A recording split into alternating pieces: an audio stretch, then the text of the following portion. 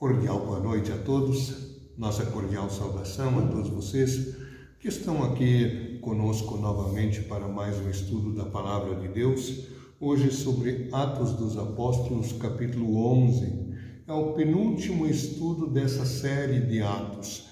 Aí nós concluímos na semana que vem, na sexta que vem, com Atos 12, mais perseguições da igreja, mas que tudo isso está sempre no controle do Espírito Santo. Aliás, que esse Espírito Santo também esteja conosco no nosso estudo de hoje. Na semana passada, a gente estudou dos capítulos 9 e 10 um tour missionário, um tour evangelístico do apóstolo Pedro. Ele esteve na beira do mar da Galileia, em terras gentias, principalmente em Jope e em Cesareia.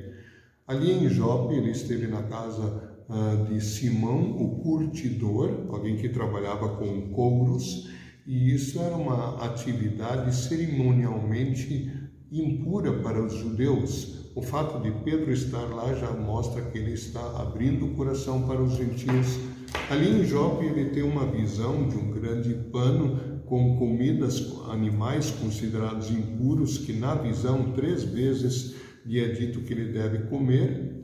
E isso é um indicativo para ele seguir pessoas que o chamam para Cesareia, mais ao norte, onde um comandante dos soldados romanos, do batalhão romano em Cesareia, o Cornélio, também teve uma visão, e nessa visão um anjo lhe diz para lhe chamar a Pedro, que está em Jope. O Cornélio, que é um homem temente a Deus, junto com toda a sua casa, reúne um grande grupo quando ele sabe que Pedro vem ao encontro, e lá acontece uma grande atividade evangelística. Pedro lhes fala de Jesus, muita gente é batizada, o Espírito Santo é derramado sobre eles, isso é chamado de Pentecoste dos gentios, né? Dons especiais do Espírito Santo são conferidos a essas pessoas. Tudo isso em terras gentias, e aí o Pedro volta para Jerusalém.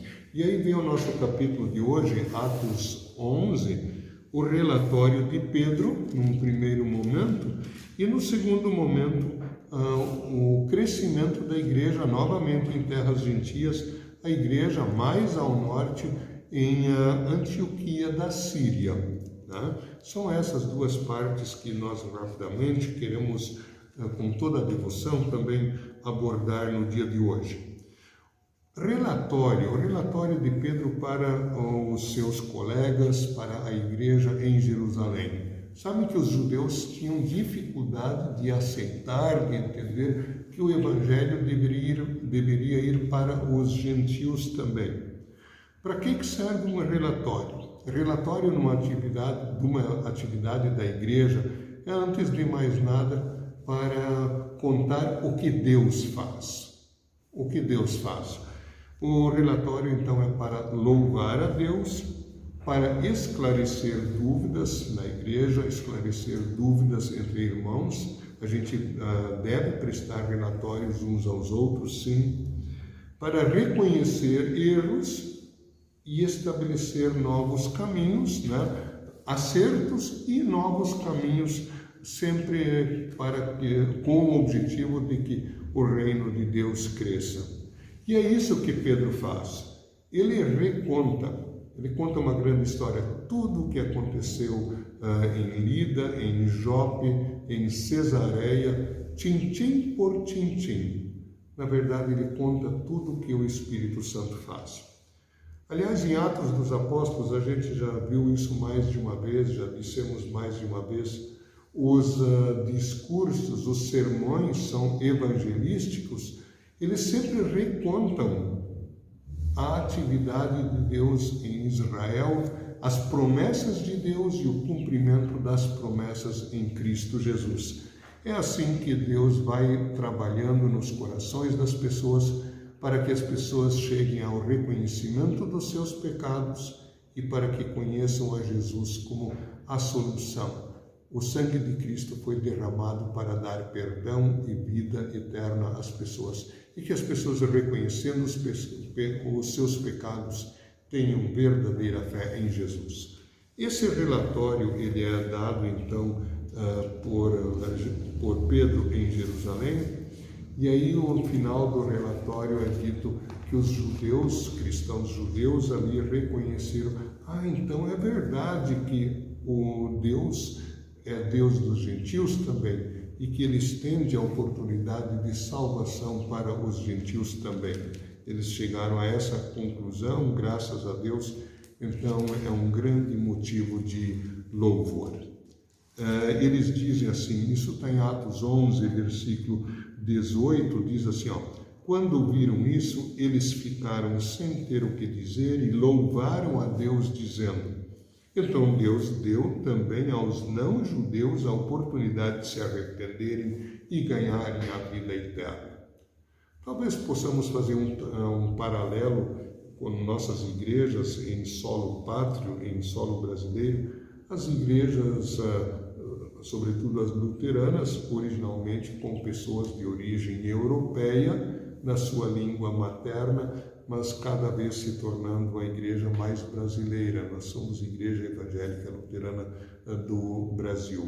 Inicialmente, os trabalhos começaram entre pessoas de origem europeia e agora cada vez mais também entre os demais brasileiros, né? Isso também está estabelecido na segunda parte do nosso estudo. A igreja em Antioquia. Isso está nos versículos 19 a 30, e aí eu vou fazer o seguinte, eu com algumas observações, eu leio esse texto aqui na Bíblia Nova Tradução, na linguagem de hoje. Diz a palavra de Deus, os seguidores de Jesus foram espalhados pela perseguição que havia começado com a morte de Estevão. Alguns foram até a região da Fenícia, isso na beira do mar, né? A ilha de Chipre, ilha dentro do mar do Mediterrâneo, e a cidade de Antioquia, bem ao norte da Palestina, para cima do mar da Galileia, Antioquia da Síria, e anunciavam a palavra de Deus somente aos judeus. Então, os judeus cristãos de Jerusalém, espalhados dentro do Império Romano, nos lugares onde eles chegavam, eles encontravam sinagogas de judeus, então judeus procuravam judeus para falarem de Cristo Jesus. Mas também acontecia o seguinte, Atos 11, 20, mas outros que eram de Chipre e da cidade de Cirene, quer dizer, cristãos não de judeus de Jerusalém, mas prosélitos. Prosélitos eram pessoas convertidas ao judaísmo, helenistas, gregos, da cultura grega, convertidas ao judaísmo e posteriormente se tornando cristãos. Então, alguns que eram de Chipre e de Cirene no norte da África, também foram até Antioquia e falaram também aos não-judeus. Então, esses que não eram judeus na sua origem falaram para não-judeus, anunciando a eles a boa notícia a respeito do Senhor Jesus. O poder do Senhor estava com eles e muitas pessoas creram e se converteram ao Senhor. Ora, só a fé vem pelo ouvir da palavra de Deus.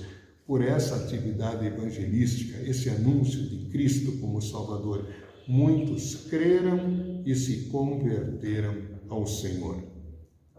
Pois bem, essas notícias chegaram à igreja de Jerusalém, que resolveu mandar Barnabé para Antioquia. Barnabé é um daqueles 7 líderes escolhidos ali em Jerusalém. Estudamos isso algumas semanas atrás, né? A igreja de Jerusalém envia Barnabé para Antioquia. Quando chegou lá e viu como Deus tinha abençoado aquela gente, Barnabé ficou muito alegre e animou todos a continuarem fiéis ao Senhor de todo o coração. Barnabé era um homem bom, cheio do Espírito Santo e de fé, e muitos se converteram ao Senhor. Vejam então, com essa atividade evangelística de Barnabé, mais uma vez é dito que muitos se converteram ao Senhor. Depois Barnabé foi até a cidade de Tarso, na Pisídia, mais adiante, a fim de buscar Saulo. Ele foi para a Ásia Menor, aliás, buscar Saulo na cidade de Tarso. Saulo era oriundo de lá. Quando o encontrou, o levou para Antioquia. Eles se reuniram durante 1 ano com a gente daquela igreja e ensinaram muitas pessoas. Ora, irmãos, uma coisa muito importante: trazer alguém a Cristo Jesus é o primeiro passo. A pessoa já conhece Cristo, ela é salva, pertence ao povo de Deus. Mas essa fé tem que ser alimentada, essa pessoa tem que ser instruída, né? Nós temos que também ensinar as pessoas no dia a dia. Durante 1 ano, Saulo e Barnabé instruíram aquela igreja ali em Antioquia. E foi em Antioquia, agora uma coisa muito bonita, significativa, foi em Antioquia que pela primeira vez os seguidores de Jesus foram chamados de cristãos. Antes eles eram discípulos, alunos de Jesus, se tratavam como irmãos. Com o tempo também alguns eram chamados os do caminho, mas discípulos, os irmãos. E agora, pela primeira vez, eles recebem o apelido, o tratamento de cristãos, do latim Christianos, os seguidores de. Cristianos são seguidores de Jesus Cristo. Nós somos discípulos, alunos de Jesus, somos irmãos na fé, somos da família de Deus, irmãos com Cristo, em Cristo, e nós somos também cristianos, cristãos, pessoas que seguem a Cristo Jesus. E aí aconteceu uma coisa naquela região, que até um historiador, o Flávio Joséfo, reporta esse acontecimento, sobre uma seita. Naquele tempo, alguns profetas foram de Jerusalém para Antioquia. Um deles, chamado Ágabo, levantou-se e, pelo poder do Espírito Santo, anunciou: haverá uma grande falta de alimentos no mundo inteiro, naquela região, no mundo conhecido deles. Isso aconteceu quando Cláudio era imperador romano. Isso em meados do 1º século, anos 40, anos 50. Aí sim, o Flávio Joséfo diz que houve um grande problema econômico na Palestina, naquela região, por causa de uma grande seca. Então isso é reportado pela história de Joséfo também. Tá? Então os cristãos, agora novamente o nome cristãos, resolveram mandar ajuda aos irmãos que moravam na região da Judéia. E cada um deu de acordo com o que tinha.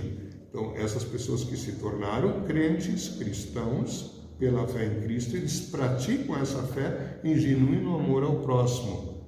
Eles resolveram mandar para a Judéia uma ajuda, cada um de acordo com o que tinha.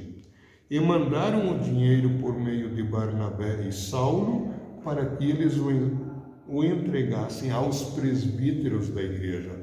Não saíram entregando assim aleatoriamente para as pessoas, chegaram para a liderança da igreja, para os presbíteros, trouxeram todo o dinheiro e entregaram. Fizeram isso com muito amor e muita responsabilidade. Isso aí me lembra algo que eu li por esses dias, agora poucos dias atrás, que as ajudas humanitárias que são enviadas para as regiões miseráveis da Etiópia hoje, calcula-se que apenas 10% chega realmente às pessoas necessitadas. Guerrilhas, banditismo, roubalheira faz com que 90% do que é destinado para lá não chegue no destino. Infelizmente, que triste. Com certeza que não foi assim. Saulo e Barnabé, só a partir do capítulo 13 o Saulo vai ser chamado de Paulo, né? O Saulo e Barnabé levam isso para Jerusalém, entregam para os presbíteros, os líderes espirituais da igreja, e estes distribuem esses mantimentos a igreja. Com isso, chegamos então ao final do nosso capítulo de hoje, o capítulo 11. Fica para a semana que vem ainda o capítulo 12. E o 13 e seguintes nós já estudamos no ano passado. Com isso, nós encerramos essa série de Atos dos Apóstolos. Que Deus continue abençoando a todos. Obrigado pela atenção. Nós concluímos com uma oração. Senhor nosso Deus, amado Pai Celestial, muito obrigado por mais esta Tua palavra. Nós vemos, Senhor, como o Teu Espírito Santo age. Pela perseguição, o Evangelho foi levado a muitas pessoas e muitos vieram a conhecer a Cristo Jesus. Também vemos como os apóstolos agiam com amor e com responsabilidade. Dá-nos esse amor e mesmo a responsabilidade, que nós realmente vivamos a nossa fé em genuíno testemunho, em amor uns aos outros. Oramos em nome de Jesus, nosso amado Salvador. Amém. Obrigado e até a próxima oportunidade.